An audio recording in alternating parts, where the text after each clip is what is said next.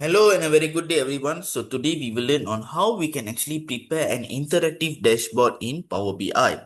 If we look over here in this particular file, we do have four different worksheets, which includes inventories, region, supplier, transaction.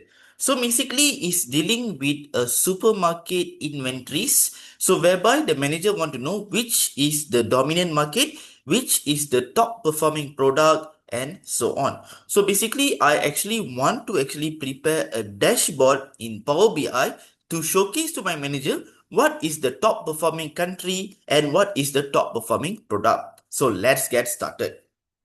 So first thing is I go to Power BI. So what I'm going to do here is I'm going to click on import data from Excel. I just click over here. You will notice the box will appear. So you need to know where you save your file. So if you save in your desktop, you can go to your desktop. But if just say you save in your documents, you can go to your documents. So I'm going to click it over here and I'm going to press open. So you need to choose the correct file. Once you choose the file, you will notice that another box will appear. So what you need to do is you need to tick all this because we want to select all this worksheet. So I'm going to press this and press shift and select over here. So all these worksheets are selected. Next, I press transform data. Once I go to transform data, so you will notice that it will be navigated to Power Query Editor. So here I'll just do some small touch up whereby I'll do a simple data cleaning. So inventories, this is our table where we have product code, sub-product, product category.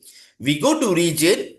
Here we have column 1, column 2, column 3. So I want to put the first row as the header because the reality is in this database, the first row is the header. So I'll use first row as header and it will be promoted as header. Then I go to supplier.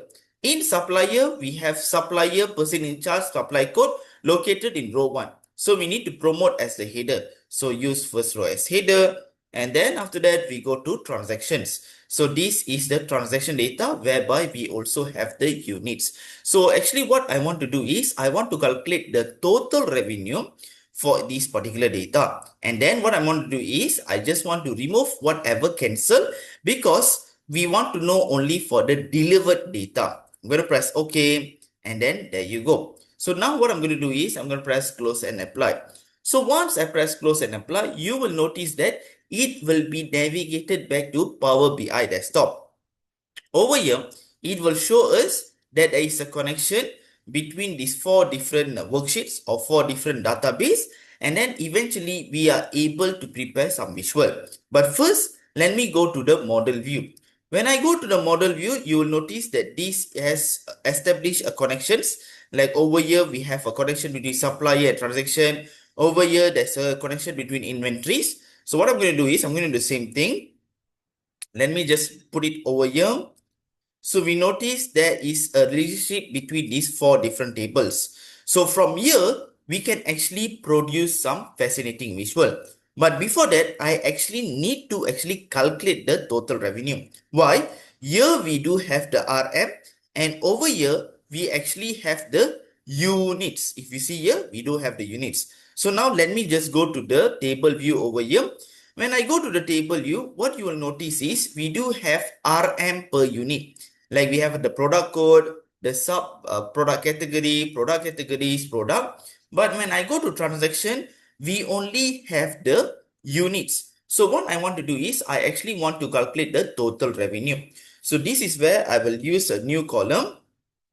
Click it over here. And then I'll try to use the related formula. So related, I want to capture the RM. And then what I want to do is I want to multiply with the units. Why transaction? Because the units column is located in the transaction database. So under transaction, we do have a column named units. So I'm going to select this and then I press enter. Once I press enter, so now this is the details. So what I want to do is I want to rename this as total revenue. There you go. So now this is our details. The next thing what I want to do is I want to show to my manager the top performing countries and also from January to December. So let me just click it over here. Then what I'll do is I'll click on clustered column chart. And then after that, I'll just click on total revenue and I'll just click for quarter and also months. So now this is our data for quarters and months. So let me just adjust accordingly. Okay, so now we do have this data from January up to December. And then after that, what you can do is instead of sum of total revenue, you can just double click this because I don't want the word sum of. So you can just remove the word sum of and press enter. So now this is our details. And then if you want to add the data label, you go to format your visual, you just turn on your data label. And just like that, it will show you your data labels. Next, what I'm going to do is I want to have another visual, which is the clustered bar chart. And then let me just put it over here. Okay, and then what I want to do is I want to show the countries. So I'll just tick the countries and I'll just tick the total revenue. So it will show us the top performing countries. And then what I want to do is I want to put the data labels. So now here we have the data labels and my manager don't want to know the entire country list. Instead, my manager wants to know the top 10. So what I'm going to do is I'll just go to the filter pane. Country is all. I don't want all. Instead, I want top 10. So I just go here. I put here top N. I put here top 10. And then I drag the total revenue, put it over here, apply filter. And just like that, this is our details. So over here also, I don't want the word sum of. So I'll just remove this and put here total revenue. So now this is the details. Next, what I want is a slicer.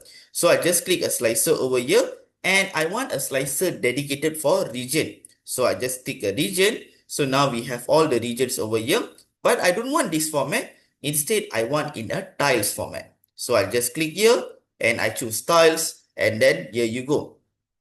So this is the in a tiles format.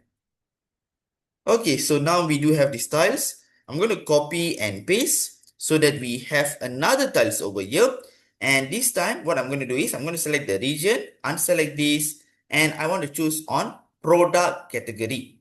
Okay, so this is the product category, or you want to unselect and you select sub-product category. So there you go.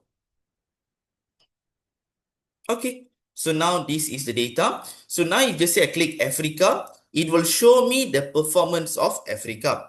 When I click Americas, it will show me the performance of Americas, APAC, Europe, Middle East, and so on. Okay, so this is for Middle East, this is for Europe, this is for APAC. So this is how we can actually understand the data, how's the performance of the data and so on. So we have the top revenue performance by country. So we can see how's the country has performed. So we notice over here, overall, Egypt is number 1, India is number 2, Romania, Australia, Croatia, Malaysia. So when I click on APAC, so we notice that in APAC, India is number 1, Australia is number 2, Malaysia is number 3. When I click on Middle East, we notice as Egypt is number 1 and so on. So this is how we can actually understand the data, who is the top performing for each region.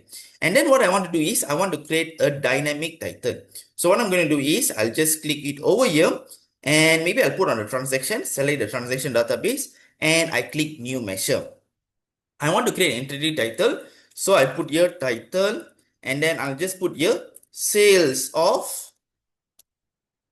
shift 7 and so I'll put here selected value. So we have a visual here for a filter visual, a slicer for inventories. So I'm going to put here sub product category. Otherwise, it should actually be known as overall products. Close apostrophe. And then after that, okay, so this one, so I just need to close here. Okay. And then I put here shift 7 in selected value again. What I want to do is I want to put here region or I'll put here the word.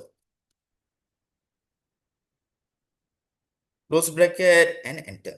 So now we do have a title. Let me just click it over here and put on the card and then I take the title. So now we have sales of overall products in the world. So let me just expand this so that you can actually see it clearly. Okay, so when I click Americas, it will show me sales of overall products in Americas. When I click grocery, so down, this is how it works. So we can actually make an interactive title. So let me just upkeep this. So I don't want the category label to appear. Callout value, I'll put here white color. You want to change any color so you can. General, I want to change to a dark blue color. So let me just put a dark blue. Okay, so this is how it looks. And for the bars also, I want to put as dark blue color. And the same thing over here. All right. So now this is our report. So basically, if just say my manager want to see the performance, we can actually understand how's the performance and so on. But if just say you want to add the average line or so, you can go to visualization. You just click it over here, add further analysis, and then you click over here, you put your average line and you add the line. So from here, my manager can see the average line. Okay, so this is how it works. So now let me just close all this.